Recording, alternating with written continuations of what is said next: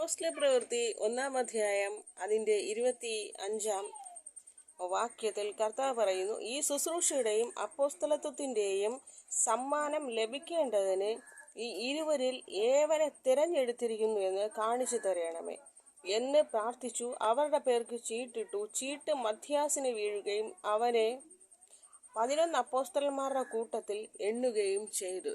കർത്താവിന് ഈ ലോകത്ത് തൻ്റെ വേലയ്ക്കായി ആളുകളെ വേണം. ആമേൻ. ഒരാളെ കൊണ്ട് മാത്രം ഈ ഉലകത്തിലെ, അതായത് ഈ ലോകത്തിലെ മനുഷ്യരെ കർത്താവിൻ്റെ സന്നിധിയിലേക്ക് മാനസാന്തരപ്പെടുത്തി രക്ഷിച്ചു കൊണ്ടുപോകാൻ കഴിയത്തില്ല. അതുകൊണ്ട് തന്നെ ദൈവത്തിന് അനേകം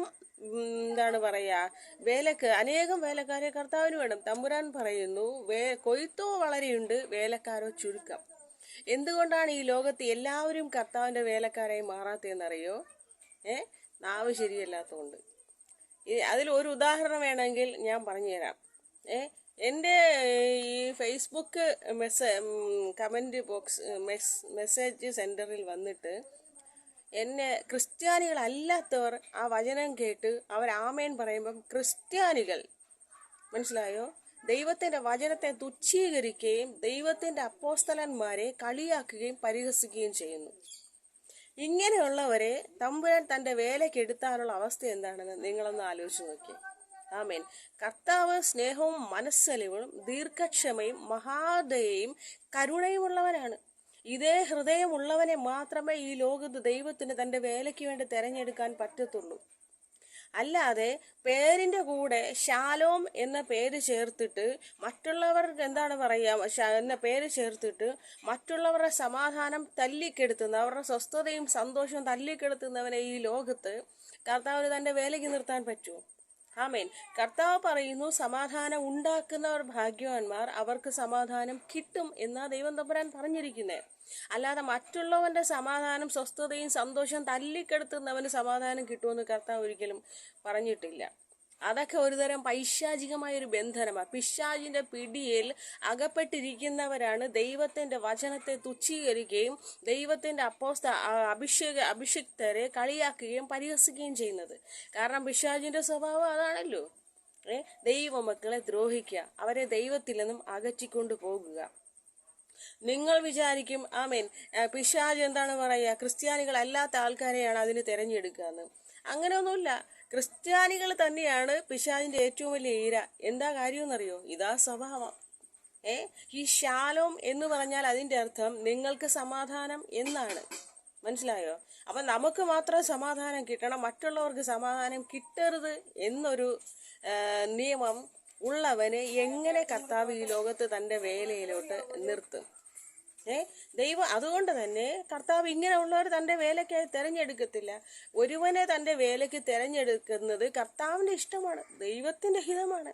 ദൈവം ഒരു മനുഷ്യനെ നോക്കും. ആമേൻ. അവന് എന്തൊക്കെ ഗുണങ്ങളുണ്ടെന്ന് കർത്താവ് നോക്കും. അവൻ മാനസാന്തരപ്പെട്ടിട്ടുണ്ടോ?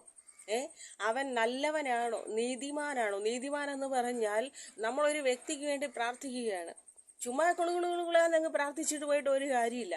അതിൻ്റെ പേര് ജൽപ്പനം എന്നാണ്. കർത്താവിൻ്റെ മുമ്പ് ചെന്നിരുന്ന് ഞാൻ ഒരിക്കൽ ഒരു വീട്ടിൽ പ്രാർത്ഥിക്കാൻ പോയപ്പം ആ വീട്ടിലെ ഗൃഹനാഥ എന്നെ പ്രാർത്ഥിക്കാൻ വിളിച്ചതാ.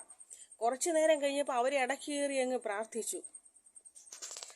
ഞാനൊന്നും മിണ്ടാൻ പോയില്ല. അവർ പ്രാർത്ഥിച്ച എന്തുവാ? ആ പിതാവേ, എൻ്റെ മോൾ അവിടെ ഡിഗ്രിക്ക് പഠിക്കുന്നു, ആ പിതാവേ എനിക്കൊരു ബിസിനസ് ഉണ്ട്, ആ പിതാവേ അവിടെ വീട്ടിൽ ചോറൊന്നും വെച്ചില്ല. ഇതാണോ പ്രാർത്ഥന? അതിൻ്റെ പേരാണ് ജൽപ്പനം.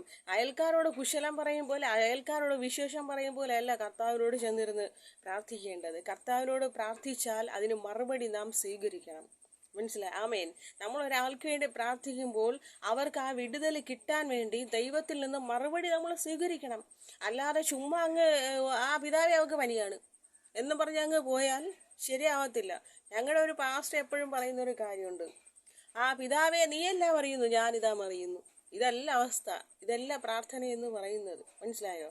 പ്രാർത്ഥന എന്ന് പറയുന്നത് ഏകാഗ്രതയോടെ നീതിമാന്റെ ശ്രദ്ധയുള്ള പ്രാർത്ഥനയ്ക്ക് വളരെ ഫലം ചെയ്യുമെന്ന് കർത്താവ് പറയുന്നു. ശ്രദ്ധിച്ച് പ്രാർത്ഥിക്കുക, കർത്താവിൽ നിന്നും മറുപടി ലഭിക്കുന്ന രീതിക്ക് പ്രാർത്ഥിക്കണം. ഇതാണ് പ്രാർത്ഥന എന്ന് പറയുന്നത്. ഇങ്ങനെയുള്ളവനെയാണ് കർത്താവിന് ആവശ്യം. ദൈവം തമ്പുരാൻ അവിടെ പോകാൻ പറഞ്ഞാൽ പോണം. ആമേൻ. അല്ലാതെ ഞാൻ അവിടെ പോവില്ല, ഞാൻ ഇവിടെ പോകുമെന്ന് പറഞ്ഞ് നിൽക്കുന്നവരെയൊന്നും കർത്താവ് തന്നെ വേലയ്ക്ക് വേണ്ടി നിർത്തത്തില്ല. അതുകൊണ്ട് തന്നെ പേരിന്റെ സ്ഥാനത്ത് ഒരു ശാലോം ഈ ശാലോം എന്നത് അവരുടെ വീട്ടുപേരോ അല്ലെങ്കിൽ അവരുടെ ഭർത്താവിന്റെ പേര് അവരുടെ കുടുംബ പേരോ അല്ല. ഇത് യഹോവ ശാലോം എന്ന് പറഞ്ഞാൽ നിങ്ങൾക്ക് സമാധാനം ഉണ്ടാകട്ടെ എന്നാണ് അതിനർത്ഥം. അതുകൊണ്ടാണ് ഈ പേര് അതിന്റെ കൂട്ടത്തിൽ എടുത്തിട്ടിരിക്കുന്നത്. എന്നിട്ട് ദൈവത്തിന്റെ വചനത്തെ തുച്ഛീകരിക്കുകയും ദൈവത്തിന്റെ അഭിഷക്തരെ കളിയാക്കുകയും ചെയ്യുന്ന ഇവർക്ക് എങ്ങനെ സമാധാനം കിട്ടും?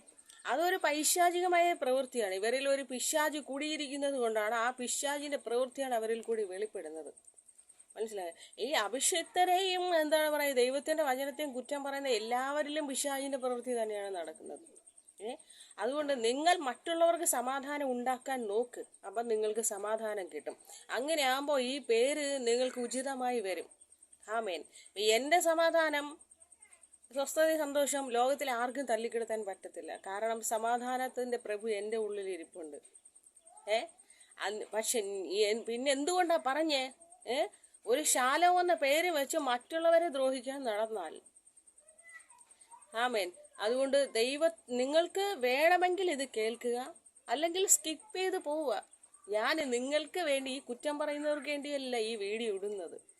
കർത്താവ് ഈ വീഡിയോ ചെയ്യാൻ പറയുന്നത് അല്ലാത്തവർക്ക് വേണ്ടിയാ. അതിനാൽ നിങ്ങൾ വചനം കേൾക്കാൻ താല്പര്യമുണ്ട് കേൾക്കുക, ഇല്ലേ സ്കിപ്പ് ചെയ്ത് പോകുക. ആമേൻ. ദൈവം അനുഗ്രഹിക്കും.